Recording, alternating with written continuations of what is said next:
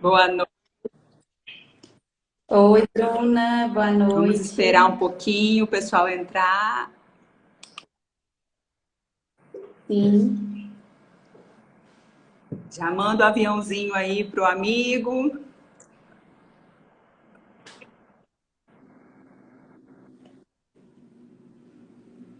compartilhem, pessoal. Vai ter muita informação interessante. Boa noite. Os amigos entrando, um abraço para todo mundo.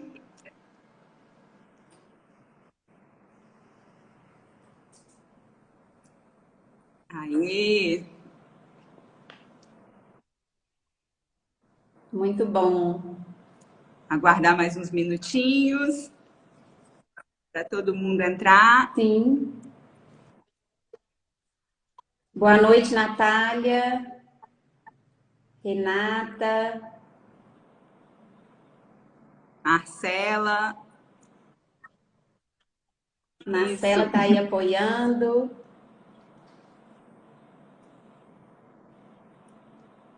Aí, esperar um minutinho. Boa noite, Carol. Carol, boa noite. Luciana, boa noite.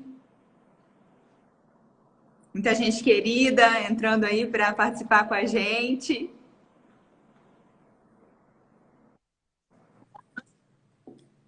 Vai Envia enviando aí, gente, o aviãozinho pro aviãozinho. amigo.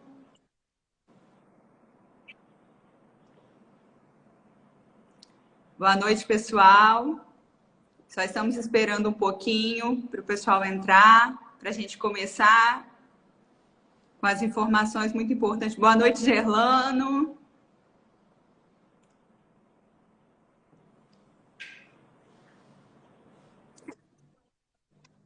Tem gente de todo o estado aí do Temos Brasil, como que é? De Minas eu aqui já da vi minha cidade alguns. também, do Espírito Santo, de outras cidades vizinhas. Boa noite, Wagner. Curadas aí é minha irmã, Isso Michele. aí. Helder, obrigada pela presença, Helder. A Isso. Grazi entrou. Então, acho que podemos começar, né? Isso, eu É, acho que a gente já claro. pode começar, né? Aí, ó, Fabiana de Guaxupé. Ah, que ótimo, gente. Então eu Tá vou dar certo, início vamos aqui, começar, Bruna. que tem muita coisa boa para a gente falar. Isso mesmo. Então, boa noite, pessoal. Sejam todos muito bem-vindos à nossa live. Foi preparado tudo com muito carinho. E peço que vocês continuem compartilhando, né? Porque essas informações precisam chegar ao máximo de pessoas. Então, assim, é uma honra participar desse momento. Para quem ainda não me conhece, meu nome é Marielle, eu sou previdenciarista e hoje vou dividir esse momento com a maravilhosa previdenciarista também, Bruna Rossi Muito Mongin. obrigada, Bem-vinda, viu, Mari. Bruna? Então, como você já falou, meu nome é Bruna Rossi Mongin, sou de Iconha, no Espírito Santo. Sou previdenciarista também e estamos juntas aí nessa jornada. Isso. Então, nós duas fazemos parte de um grupo de 7 mulheres, amantes do direito previdenciário. Cada uma é de uma região do Brasil. Eu e a Joelma somos de Minas Gerais, tem a Carol, que é de São Paulo, a Bianca, do Rio Grande do Sul, a Grazi, a Carla e a Bruna, que são do Espírito Santo. E assim, o nosso primeiro contato foi através de um curso previdenciário. E após alguns encontros virtuais, nós decidimos iniciar o estudo diário da nova instrução normativa do INSS, de número 128, agora de 2022. Com isso, gente, e um turbilhão de ideias, surgiu o projeto Previdenciaristas Sem Fronteiras, que tem como maior objetivo levar o conhecimento, né, para todos que precisam dos benefícios do INSS. E assim, diante desse cenário, nós sentimos a necessidade de produzir conteúdos e levando isso através das lives semanais. E então nós vamos tentar abordar tudo muito de forma clara e natural, né? E na live de hoje vamos tratar do tema contribuinte individual.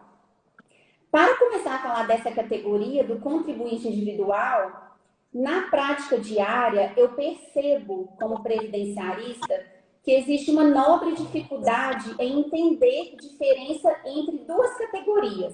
São elas o contribuinte individual e o contribuinte facultativo. E realmente, pessoal, existe uma diferença entre essas duas categorias. A principal diferença é que o contribuinte individual, ele é um segurado obrigatório. É aquele que exerce atividade remunerada e, em razão disso, ele é obrigado a fazer os recolhimentos para o INSS. Sobre o contribuinte facultativo, esse tema será tratado em uma outra live, que será na próxima terça, né, Bruna? É o tema da próxima terça. Eu acho importante lembrar também que o MEI é uma espécie de contribuinte individual. Só que a diferença é no valor da contribuição e a forma de formalização. Tema também esse que vai ser tratado em outras lives. Hoje nós vamos abordar somente o tema contribuinte individual. Esse contribuinte, ele representa uma classe dos trabalhadores autônomos, empreendedores, os profissionais liberais, ou seja, é aquele que trabalha por conta própria. E esse trabalho ele pode ser em zona rural ou urbana, sem nenhuma subordinação. Eu vou colocar aqui para vocês o que a lei fala, né, sobre o contribuinte individual. No artigo 11 da Lei 8.213 de 91, que trata, né, dos direitos previdenciários, eles são as pessoas físicas que exploram as atividades agropecuárias, são também os membros de congregação ou ordem religiosa, como padres, pastores, líderes espíritas, ubandistas, dentre outros. São eles também os brasileiros civis que trabalham no exterior para o organismo oficial internacional, diretores de empresa não empregados, ou seja, eles não podem ter vínculo na CLT, diretores de cooperativa, síndicos, aqueles que são remunerados, e os mais comuns, né, conhecidos popularmente como contribuinte individual, são os prestadores de serviços sem relação de emprego. Alguns exemplos são eles, os pedreiros, marceneiros, tem os vendedores, advogados, os contadores, corretores, dentista, manicure, diarista, cabeleireiras, barbeiro, e assim, são muitos exemplos, dentre outros. Uma curiosidade muito comum é como que essa categoria contribui para o INSS? Ele pode contribuir de duas formas. Temos a primeira opção, que é o plano simplificado, do qual essas contribuições poderão ser pagas em uma alíquota de 11%, mas somente sobre o salário mínimo. E tem uma regra para essa contribuição, né? Porque é uma alíquota reduzida. Então, para o efeito de aposentadoria, o contribuinte terá direito somente na regra de transição na aposentadoria por idade. Temos a segunda opção, que é a alíquota de 20%, ela pode ser paga dentro de um salário mínimo até o teto do INSS, que hoje é R$ 7.087,22. Nesse caso, a regra de aposentadoria estende a opção do plano de aposentadoria por tempo de contribuição. Então, assim, além disso, o segurado ele também ele pode escolher, as alíquotas são essas, e o segurado pode escolher entre duas formas de contribuir. A forma mensal, né, e a trimestral. Então, veja bem, o pagamento trimestral é uma opção e ela segue o mesmo cálculo dessas alíquotas que eu já mencionei. A diferença é que o pagamento vai acontecer de forma trimestral. Tem uma pergunta muito frequente, pessoal, que a gente recebe, né, nesse e-mail, é que se eu não receber nada no mês, eu posso deixar de contribuir? Então, assim, acontece demais, né? A resposta é não. A gente não pode deixar de contribuir. Porque, apesar da gente saber que esse trabalhador, essa categoria, oscila bastante, né, ao longo do ano, a forma de trabalhar, né, a quantidade de serviço. Então, assim, realmente não pode deixar de contribuir. É um contribuinte obrigatório. E diante dessa possibilidade, a gente precisa pensar no caso de haver atrasos nos pagamentos, né? A pessoa não trabalha, como que ela vai pagar? Como que ficaria essa situação? Lá no artigo 92 da Instrução Normativa do INSS, fala o seguinte, eu vou ler aqui para vocês e vou explicar na sequência o que esse artigo fala. Para fins de validação das contribuições existentes no CNIS, recolhimento de filiação e autorização de cálculo de contribuições em atraso, em se tratando de segurado contribuinte individual que exerça atividade por conta própria, o período de atividade será considerado comprovado quando o inciso 1, existir atividade cadastrada no CNIS, nessa condição, sem evidência de interrupção ou encerramento. E o que isso quer dizer, gente? Que lá na frente, na hora que a pessoa for entrar com o pedido da aposentadoria, na hora que o servidor for analisar a documentação para a aposentadoria, as contribuições atrasadas só poderão ser pagas se tiver uma atividade cadastrada e se essa atividade não tiver sido interrompida ou encerrada. Já no inciso 2, fala o seguinte, inexistir atividade cadastrada no CNIS e houver contribuição recolhida em qualquer inscrição que o identifique, sendo considerada como data de início o primeiro dia da competência da primeira contribuição recolhida sem atraso, na condição de contribuinte individual. Então, nós temos como regra também, fala aqui no inciso 2, que no caso de não existir atividade cadastrada, obrigatoriamente a primeira contribuição deverá ser paga em dia. Então, se aquela pessoa não tem atividade cadastrada, isso vai ser considerado na hora de obter esse direito. E como que a gente pode comprovar essas contribuições? Qual vai ser essa forma? Será necessária a comprovação quando o atraso dessas contribuições forem maior do que 5 anos. Ou seja, se você precisar recolher em atraso, será obrigado a comprovar o período que deseja recolher. Então, o que eu citei aqui agora vai enquadrar em situações que o prazo de atraso seja maior do que 5 anos. E acontece muito, gente, acontece muito da pessoa gerar as guias de recolhimento, ou mesmo preencher o carnezinho, ir lá, pagar, e isso pode ser que não vai adiantar em nada. Porque se você não tiver resguardado de documentos para comprovar a atividade exercida na época, não vai ser considerada. E quais são esses documentos que você pode usar, né, para comprovar essas contribuições fora de época?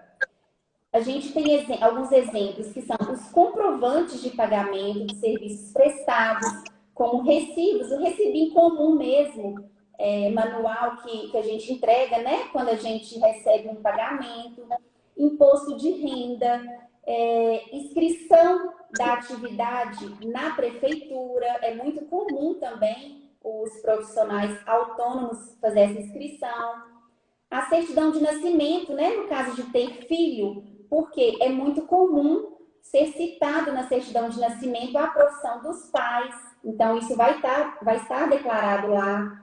Contrato de empréstimo, fotos do profissional executando o trabalho, né?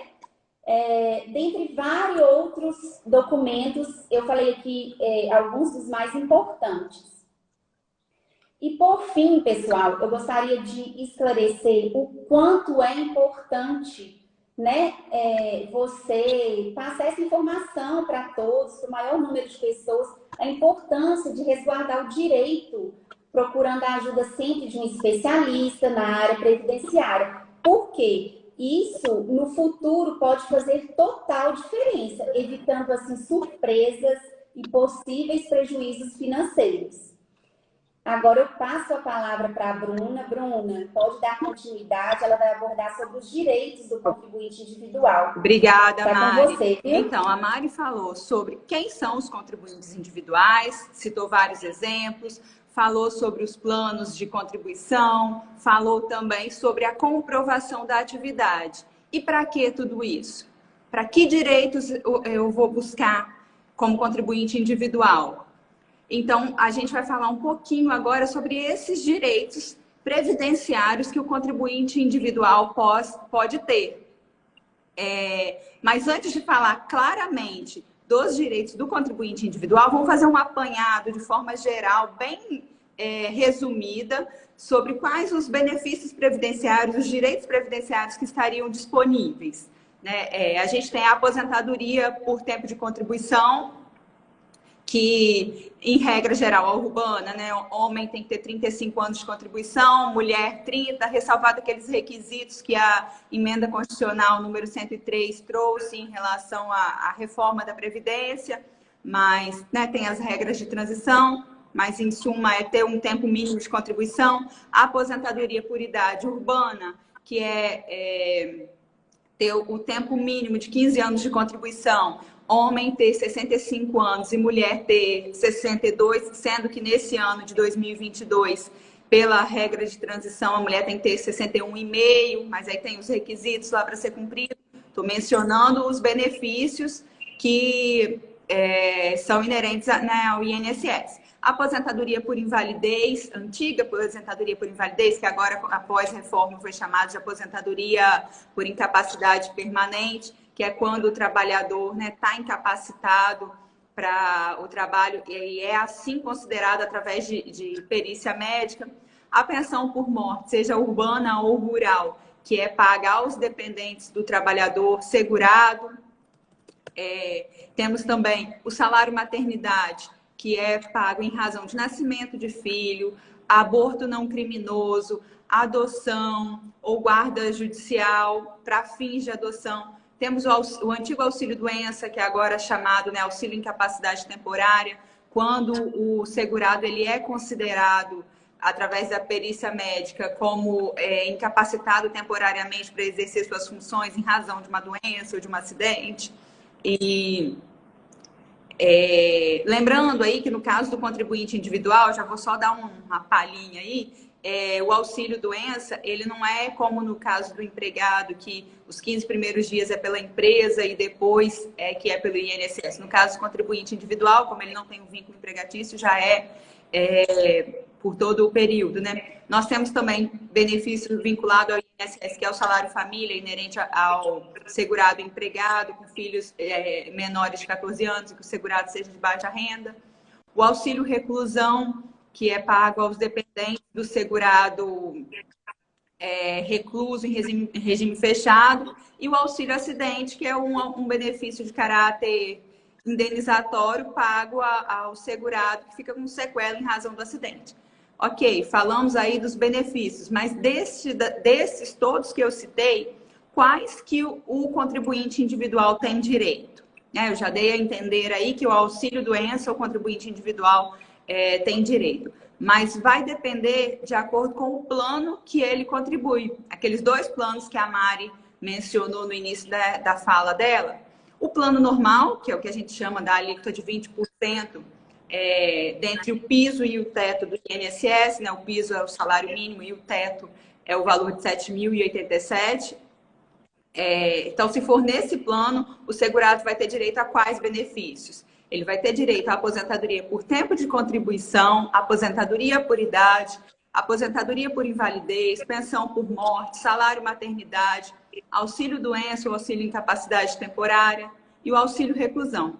Aí ele fica excluído do auxílio acidente. Por mais que a gente considere injusto ou não, até foi uma fala da Joelma numa das lives, mas é como a lei dispõe. Então, não tem direito ao auxílio acidente. E lembrando também que uma coisa que precisa ter cuidado é com a contribuição abaixo do salário mínimo, né? Que em sua maioria das vezes não são considerados. E aí as pessoas acabam, por conta própria, emitindo guia e nem sempre observam a necessidade. Então, como a Mari alertou, antes de emitir qualquer guia para complementação ou algo assim, buscar uma orientação para evitar um prejuízo financeiro, que talvez não possa ser reparado no futuro, né? Então, esses aí são os benefícios do plano normal.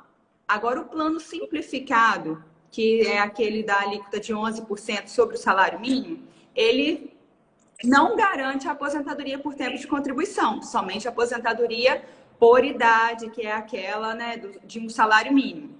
E ele garante os outros benefícios de salário maternidade, a aposentadoria por incapacidade permanente, auxílio por incapacidade temporária, auxílio reclusão, mas ele não permite a emissão de CTC. O que é isso? É a certidão de tempo de contribuição em que a gente pode levar esse tempo do regime geral, né, do INSS, para o regime próprio. Esse é um ponto de alerta para servidores efetivos vinculados a regime próprio.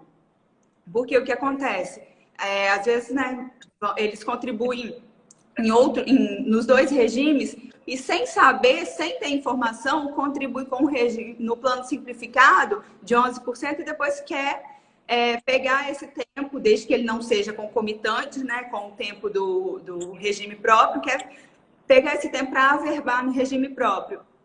Então, se for realmente um tempo, o plano simplificado, não há esse direito, só apenas no plano normal. E a Mari mencionou também a situação do MEI, que é o plano facultativo, né, de baixa renda, aquela contribuição de 5%, que tem os mesmos direitos do plano simplificado. Então, lembrando que também o MEI não tem essa questão da emissão da CTC e da aposentadoria por tempo de contribuição. Se eu estou num plano simplificado e eu quero passar para o plano normal, o que eu tenho? Eu posso? Posso. Tenho que fazer a complementação. Mas é recomendável que você busque a orientação de um profissional para poder te orientar em como fazer essa complementação. E como a Mari falou, né, tem toda uma questão da comprovação da atividade e que é importante observar. Então, tem que tomar muito cuidado para não fazer essa complementação por conta própria e talvez ter um prejuízo financeiro que não possa ser recuperado. E aí a gente vai para algumas curiosidades. Já comecei a falar da questão do servidor público, né? Existem alguns entes públicos que têm regime próprio, né? Municípios, estado. E se eu sou servidor público, eu posso ser contribuinte individual no outro regime? Se não houver vedação no meu estatuto do regime jurídico a que eu sou vinculada, de que eu tenha uma outra atividade profissional, eu posso.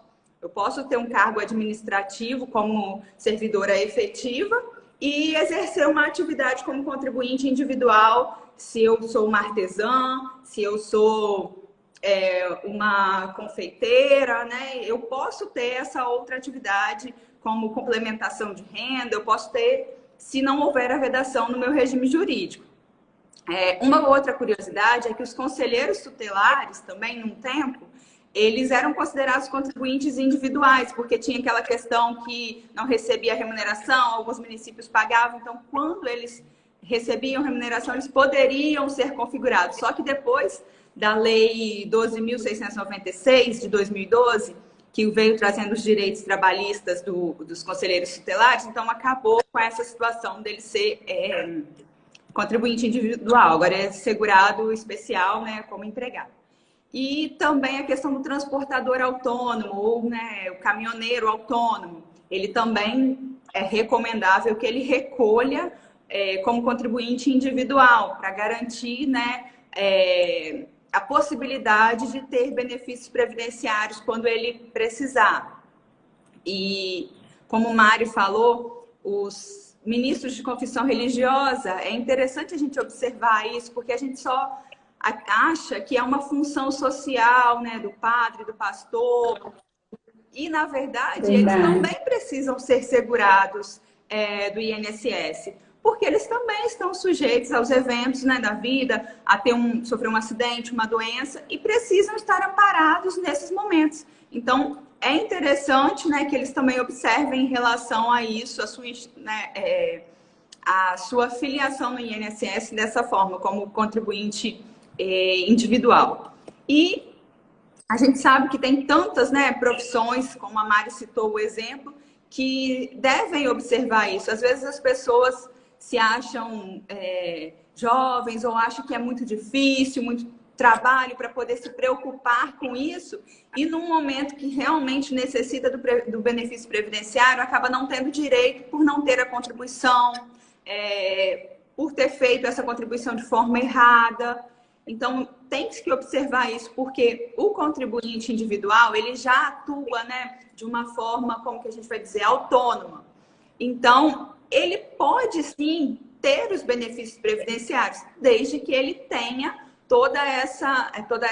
desde que ele tenha a filiação no INSS e o recolhimento, né, para garantir a qualidade de segurado. E tem uma situação, Bruna, desculpa ter te cortado, para a pessoa que trabalha meio horário.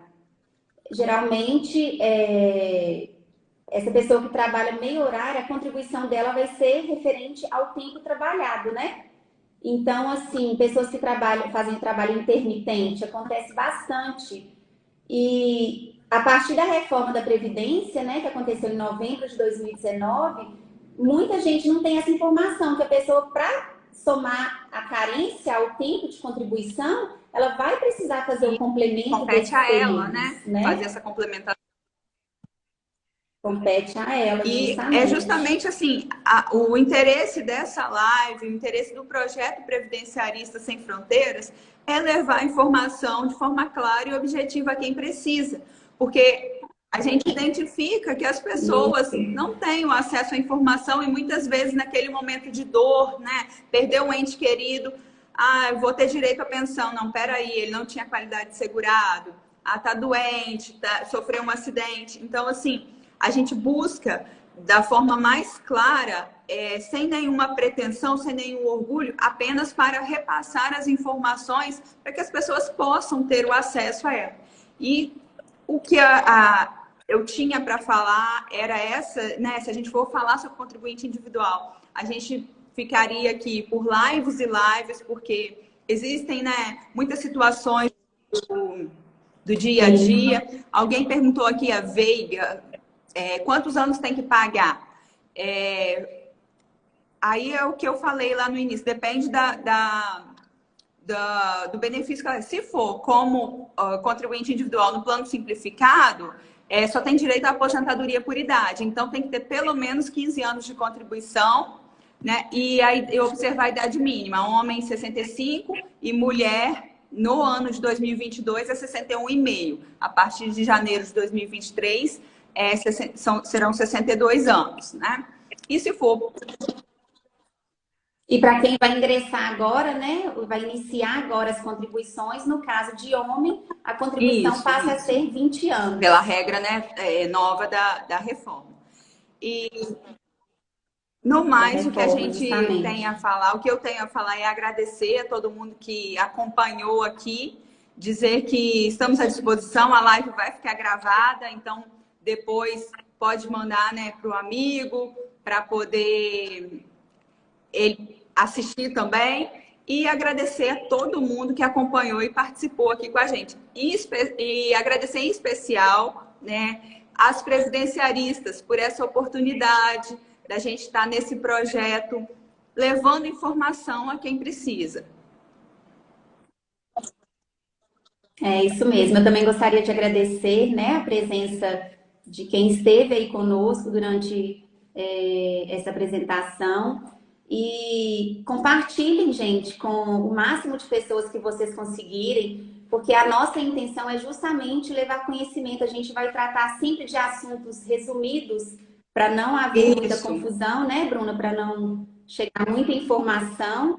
E toda terça-feira vai ter lives às 19h30, sempre com duas previdenciaristas sem E para quem fronteiras. acompanha a gente, é só observar que o nosso projeto ele tem uma sequência, né? No mês de maio a gente tratou do trabalhador rural, a gente falou bastante sobre ele. Agora, nesse mês de junho, nós vamos falar dos diferentes tipos de segurados, né? Do INSS, da Previdência Social. E a cada mês a gente vai estabelecendo um tema na sequência para a gente poder levar a informação mesmo. Estamos à disposição também através dos nossos Instagrams, né? E muito obrigada, gente. Obrigada mesmo. Obrigada, Mari, pela parceria. Foi muito bom dividir esse momento com você. Imagina, eu que agradeço, Bruna. Boa noite. Até mais, viu? Boa noite, pessoal.